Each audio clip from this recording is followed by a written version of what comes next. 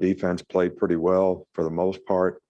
Saw some things that we hadn't really practiced, had to make a lot of adjustments in the game. So I thought the players did a pretty good job of that. You got the offensive and defensive players and special teams, and Jamison Williams is the SEC Special Teams Player of the Week, had a fantastic game on kickoff return, and really did a good job all the way around in the game. Ole Miss has an outstanding team. I think they've got like 17 starters back from a team that won 8 games last year. Lane does an outstanding job with their offense. Their overall team is improved in every category, defense, special teams. They really are playing extremely well. This is one of the best offensive teams in the country, no doubt. The quarterback is a fantastic player, understands the offense well, does a great job of executing it. They've got really good running backs. They've got lots of speed. They've got good receivers. The offensive line is returning intact. So a lot of really good players that are really well coached, and their whole fastball system is something that's always a challenge for the defense to, get lined up and play with great poise and be able to focus on, doing your job. So it's a real challenge for us from that standpoint. Defensively, they're really, really improved from a year ago in their statistics and, the way they've played. I think they got a little different system that they're playing, dropping a little bit more like Arkansas, with a little more 8 drops and playing a little more odd type stuff. So, and they have done it extremely well. And, because they've got good team speed, they're good on special teams. They got a great punter. So, this is a really, really good team overall, and going to be a real challenge for us come Saturday. But we're definitely looking forward to it. We're making progress as a team, and I think it's going to. We need to continue to do that this week. Okay, with that, we'll start with Aaron. What do you make of your run game so far? A lot of great runs on the perimeter on Saturday, and do you differentiate? How do you differentiate between outstanding runs on the perimeter and inside running between the tackles? Well, we had some good runs inside too. I think our running game was a little bit big, little, and I think when teams stun a lot, which is, Southern Miss was, really kind of moving up front and cutting gaps and things like that. That sometimes you get the bear and sometimes the bear gets you. So it was a little bit big, little, what I call. We made some really explosive runs inside and out. And, sometimes we had some plays where, they gave us issues. So we just need to continue to work on block and movement. And I think that'll be helpful to us. We'll go to Michael Casagrande next. How would you assess the downfield passing game, and how did that 81-yard pass to Jamison Williams maybe boost confidence there? Well, I think that, anytime players have success, it's probably going to help their confidence. We need to continue to work on vertical passing game, good play action. And, we were very successful in that game doing some of those things. I think to continue to do that will be a critical factor for us. We got more players involved. Tight ends did a nice job in the game of catching balls. And so, I think it's a big part of what we do. Try to run the ball effectively, try to throw good play action passes, throw in the RPOs and be a decent drop back team when you need to be. That's kind of what we want to continue to strive for. We'll go to Cecil Hurt.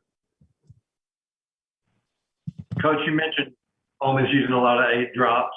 How many teams have tried to defend you that way this year, and how has Bryce responded to that? We got a little bit in the Mercer game. So, I think, we have to have a good plan against it. Everybody's got to execute well. I think Bryce is capable of recognizing it and getting the ball to the right guys. So, it's something that we need to work on this week, and probably didn't work on it as much against Mercer because they hadn't done it that much in the past. So it'll be a real, key for us to be able to do a good job against, that type of thing. Go to Charlie Potter. Hey, Coach, you mentioned Matt Corral in your opening. Just what kind of progress have you seen from him throughout the course of his career?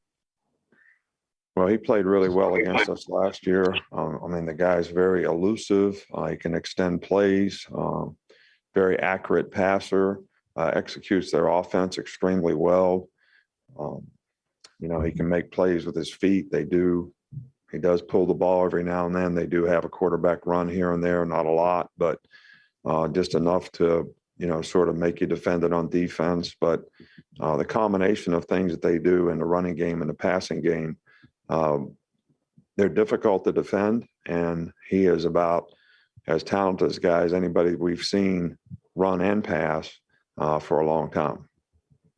Go to John Zener with the AP. Yeah, what do you like about Bryce Young's demeanor? He's handled a lot of things, different circumstances on the field, but he also seems to have handled himself off the field well. Well, I think it's his personality. He's a pretty sort of, he's got it together. He does the right things off the field. He's very well grounded, as a person. He's very smart. He's bright.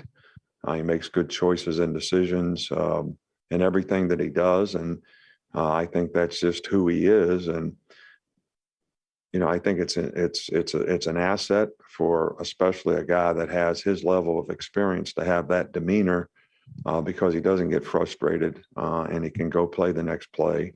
And he makes a lot of really good plays. But I think he's constantly learning and developing as we go, as he's making these plays. We'll go to Nick Kelly in Tuscaloosa.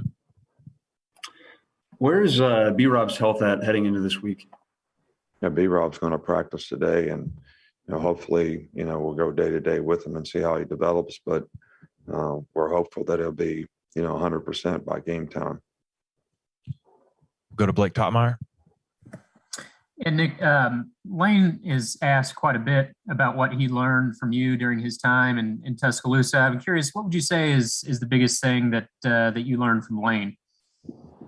Well, we kind of took on the task when he came here of, changing the whole offense to be more spread, to be more RPO oriented, to use, motions and formations to create issues and problems for the defense. And he did a marvelous job of that when he was here. He's continued to build on it. But I'd say I learned that from him because we sort of made that change. So we all had to get sort of, together on how we were going to do things and what we're going to do. And he did a really good job of that. And he's a very bright, good, really good play caller.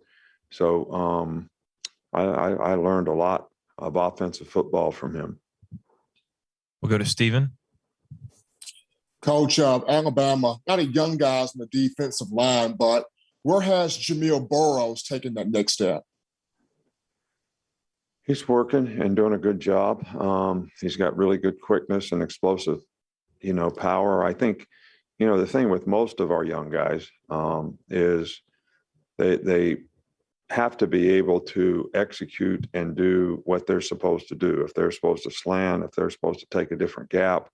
And I think that's the biggest challenge. And when you make errors with anybody in the front seven, people don't really see that because somebody else usually makes the tackle, but it's no different than making an error in the back end where people do see it because it usually winds up being some kind of a big play and it happens in space. But it's just as critical that our young players can, really be disciplined in understanding what their job is and so that they can go out there and execute the team defense part of it. And he's certainly improving in that regard. Unless we have any follow-ups, we'll finish up with Tony. Tony, go ahead.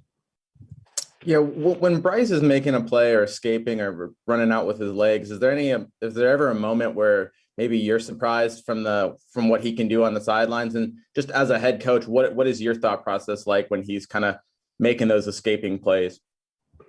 Well, I think we want the quarterback to escape. I think we want to, first of all, protect for him so he doesn't have to escape, but having, a good feel for the pocket, when to step up, when to move, where to move to, when to run, when to throw it.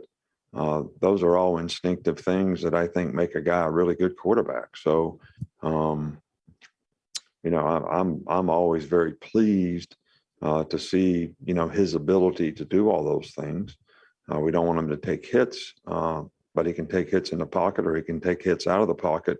We just got to do a good job of playing around him so he doesn't have to take those hits. But his instinct in the pocket is a real asset for him. Okay, we do have one follow-up here, and we'll finish up with this. Aaron, go ahead.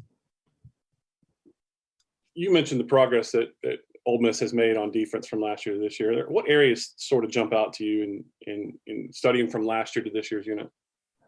Well, they just have a good system and a good scheme, and they've I think they went and studied some things, and they do a good job of executing it. They know what they're doing, and their players are really know what they're doing. I think last year was a little bit of an anomaly when it came to, if you're a new staff, how do you get what you want to do implemented? And I think they probably went through that on defense a little bit last year because of COVID. This year, because they've had the spring, they've had the summer, they've had a year to know what kind of adjustments they need to make relative to the players they have, and they've done a really good job of that.